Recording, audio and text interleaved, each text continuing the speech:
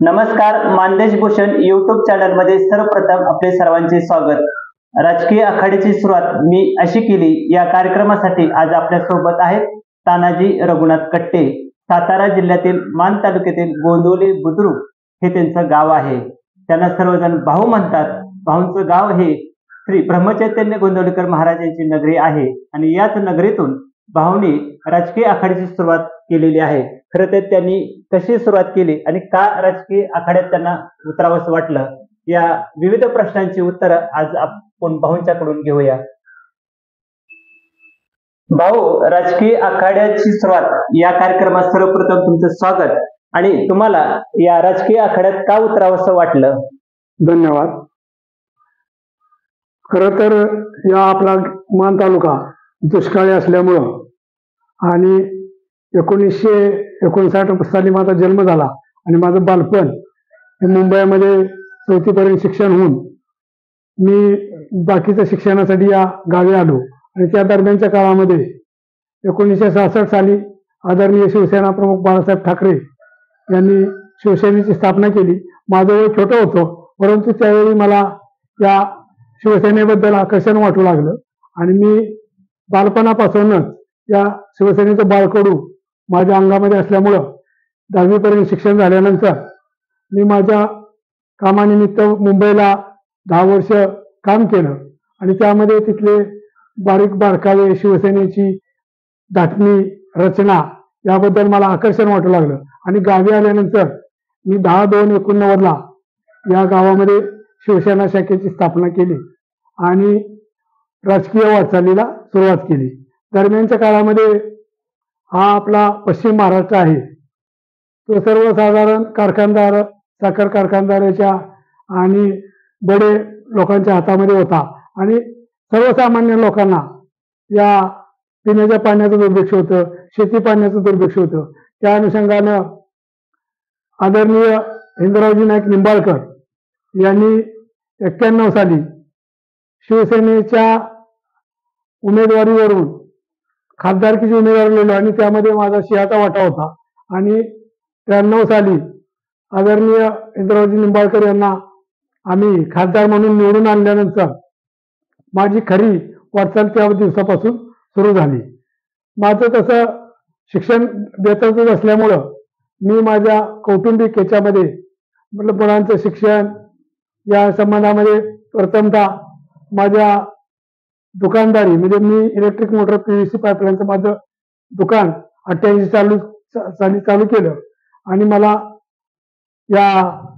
ह्याला संघटनेला पाठबळ देण्यामध्ये या दुकानाची बी मला साथ लाभली आणि मलाही या शिवसेनेच्या संघटनेचं पाठबळ मिळाल्यामुळं प्रत्येक गावामध्ये इलेक्ट्रिक मोटार PVC पाईपलाईनच्या माध्यमातून मी शिवसेनेचा प्रसार आणि प्रचार करत राहिलो आणि हिंदराव नाईक निंबाळकरांच्या बरोबर उरमोडी धरण व्हावं आणि या मान खटाव दुष्काळी तालुक्याला पाणी मिळवण्याच्या संबंधामध्ये जी पदयात्रा 31 दिवसाची हिंदराव निंबाळकरांनी काढली, त्यामध्ये मी, माझे सहकारी गणेश रसाळ, रामभाऊ जगदाळे, सतीश सूर्यवंशी यांनी भाग घेऊन 31 दिवस सिद्धनाथाचं दर्शन घेऊन असं धर्मदेव करत या तालुक्यातून मान, फलटण, खटाव, कोरेगाव या तालुक्यातून त्यावेळी 95 साली शिवसेनेचं सरकार आलं होतं आणि माननीय मुख्यमंत्री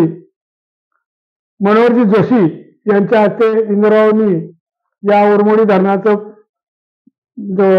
उद्घाटन केलं आणि तिथून खरं तर या मान तालुक्याच्या दुष्काळाचा झळा संपण्याचं स्वप्न साकार झालं। भाऊ, तुम्ही राजकीय आखाड्याची सुरुवात करत असताना शिवसेनेत कसा प्रवेश केला किंवा काम कसं केलं हे सांगितलेलं आहे, पण हे सर्व करत असताना शिवसेना पक्षानं तुमच्यावर एखाद्या पदाची जबाबदारी टाकलेली आहे का? हो, खरं तर 1989 शिवसेनेची शाखा काढल्यानंतर मी प्रथमतः गावापुरतं राजकारण मर्यादित करत होतो। त्याच्यानंतर मला विभाग प्रमुख केलं आणि 1995 साली शिवसेना भारतीय जनता पक्षाचं युतीचं सरकार आलं। त्या काळामध्ये मला माझ्या पक्षानं तालुका प्रमुख पदाची जबाबदारी देऊन माझ्या एक मोठं जबाबदारी टाकली आणि ती जबाबदारीला मी पात्र राहून जिल्हा परिषद पंचायत समितीच्या निवडणुकामध्ये 2 जिल्हा परिषद सदस्य आणि 2 पंचायत समिती सदस्य म्हणजे विद्याताई नलवडे आणि कांचनमाला जगताप या 2 शिवसेनेच्या धनुष्यबाण चिन्हावर आणि अर्जुन काळे आणि भास्करराव गुडगे या 2 धनुष्यबाण चिन्हावर पंचायत समिती मी तालुका प्रमुख असताना निवडून आणलेले आहेत.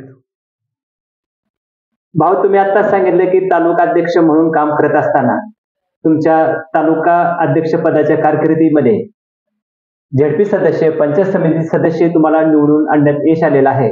पण अजून एक प्रश्न मनात येतो की अध्यक्ष पदाची जबाबदारी पेलत असताना तुम्ही एखाद्या पंचायत समिती किंवा झेडपीच्या निवडणुकीच्या मैदानात उतरलेला आहात का?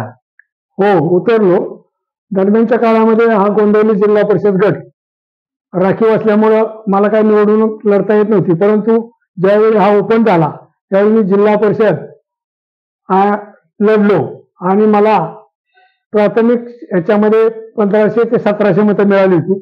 मतं नगण्य होती, पण संघटनात्मक बांधणीसाठी मला ती पूरक वाटली आणि त्याच्यानंतर उत्तर सेनेचं या भागामध्ये प्राबल्य वाढत गेलं आणि दरम्यानच्या काळामध्ये बाबुराव माने हे निवडणुकीला उभे राहिलेले असताना अगदी निसटता पराभव म्हणजे संपतराव अवघडे अगदी 7 ते 8 हजार मतांनी शिवसेनेच्या विरोधामध्ये निवडून आले आणि माझं जे काम होतं ते मी चिणूक दाखवून या संघटनेला पाठबळ देण्यामध्ये 43,000 मतं बाबुराव मानेंना घेऊन मी तालुक्यामध्ये शिवसेनेचा झंझावात निर्माण केला. भाऊ, शिवसेनेचं नेहमीच एक वेगळंपण असतं आणि खरं तर हे वेगळंपण निवडणुकीच्या माध्यमातून आपल्याला पाहावयास मिळत असतं. पण ज्या वेळेला निवडणूक लागते त्यावेळेला मान तालुक्यात म्हणजे आमदारकी असेल किंवा पंचायत समिती झेडपी असेल किंवा लोकसभा मतदारसंघ असेल अशा निवडणुकीमध्ये शिवसेने कोणता प्रचाराचा मुख्य मुद्दा बनवलेला होता? आंधळी धरणाचा मुद्दा हा प्रामुख्याने ऐरणीवर असताना 4-5 मुख्यमंत्र्यांनी त्याची नारळ फोडली होती, परंतु ते काम कुणालाही पूर्ण करता आलं नव्हतं. तर शिवसेनेच्या या काळामध्ये सुभाष देसाई नियोजन मंडळाचे अध्यक्ष झाल्यानंतर जे आंधळी धरण आहे त्याचा गौर तुबून ते पाणी थांबवायचं होतं. ते आंधळी धरण पूर्ण 1995 साली सुभाष देसाईंनी जे काही राहिलेली रक्कम टाकून आंधळी धरण पूर्ण करून त्या पाण्याचं पूजन शिवसेना भारतीय जनता पक्षाच्या सरकारमध्ये झालं आणि हाच मुद्दा गेली 30-35 वर्ष विरोधक आंधळी धरणाच्या माध्यमातून निवडणूक लढवत होते, मतं मागत होते, पण ते कोणाला पुरं करता आलं नव्हतं. ते शिवसेनेनं पूर्ण केलं. भाऊ, अजून एक प्रश्न आहे आणि तो प्रश्न आहे म्हणजे की राजकीय क्षेत्रात किंवा आखाड्यात उतरल्यानंतर खरं तर कुटुंबाकडे दुर्लक्ष होतं. तर तुम्हाला कसं वाटतं ह्या बाबीकडं किंवा तुम्ही कसं बघता या गोष्टीकडं? हा लोकांच्या मध्ये गैरसमज आहे की बाबा राजकारणामध्ये गेल्यानंतर कुटुंबाची अधोगती होती. तर त्याने सांगायचं झालं तर मी माझ्या कुटुंबाकडे लक्ष देऊन मी माझी दोन्ही मुलं उच्च विद्या विभूषित करून माझा एक मुलगा बँक ऑफ बडोदामध्ये ऍग्रिकल्चर ऑफिसर आहे आणि दुसरा मुलगा जैन या ठिकाणी चांगल्या हुद्द्यावरती काम करतो. दोन्ही मुलं माझी चांगल्या हुद्द्यावरती आहेत आणि कुटुंबाचं जर म्हणाल तर एकदम ओके आहे. भाऊ, तुम्ही राजकीय क्षेत्रात काय केलं किंवा कशा पद्धतीने काम केलं हे सांगितलेलं आहे, पण सामाजिक आणि सहकारी क्षेत्रात आपलं योगदान आहे का?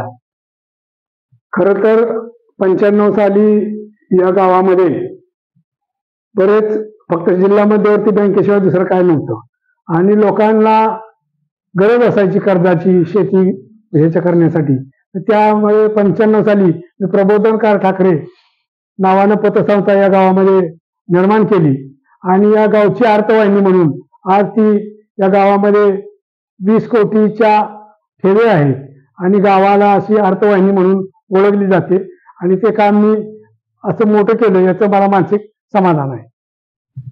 त्याचबरोबर या गावामध्ये श्री सद्गुरू ब्रह्मचैतन्य महाराजचा दिंडी सोहळा असतो आणि गेली 73 सालापासून हा दिंडी सोहळा चालत. तर माझे वडील सांप्रदायिक असल्यामुळं हे दिंडीला नेहमी जात असत आणि वडिलांच्या पाठीमागे 97 साली वडिलांचं निधन झाल्यानंतर मी तो कंटिन्यू केला आणि वारकरी मंडळाचं उपाध्यक्षपद सोपून या गोंधळी गावातून जाणारा दिंडी सोहळा आहे याच्यामध्ये 7 दिवस हिरिरीनं भाग घेऊन पंढरपूर सारख्या ठिकाणी या गावचा मठ निर्माण करून या ठिकाणी या गावातून गेलेल्या वारकऱ्यांची राहण्याची व्यवस्था होण्याच्या संबंधामध्ये तिथे इमारत बांधून लोकांना त्या तीर्थक्षेत्र ठिकाणी गेल्यानंतर राहायची गैरसोय निर्माण होती ती पूर्ण करून या वारकरी मंडळाच्या माध्यमातून भरपूर सामाजिक काम आणि वृक्षारोपण अशी बरेच कामं या वारकरी मंडळाच्या माध्यमातून केली.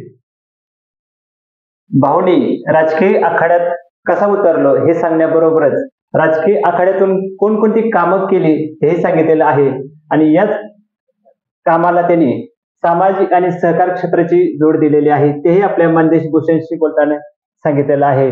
भाऊनी केलेलं कार्य हे अतिशय मोलाचं आहे आणि सर्वांना प्रेरणादायक ठरलेलं आहे. भाऊंच्या या कार्यात मंदेश भूषण युट्यूब चॅनल तर्फे मनापासून शुभेच्छा आणि मंदेश भूषण युट्यूब चॅनलला त्यांनी मुलाखत दिली त्याबद्दल त्यांना धन्यवाद.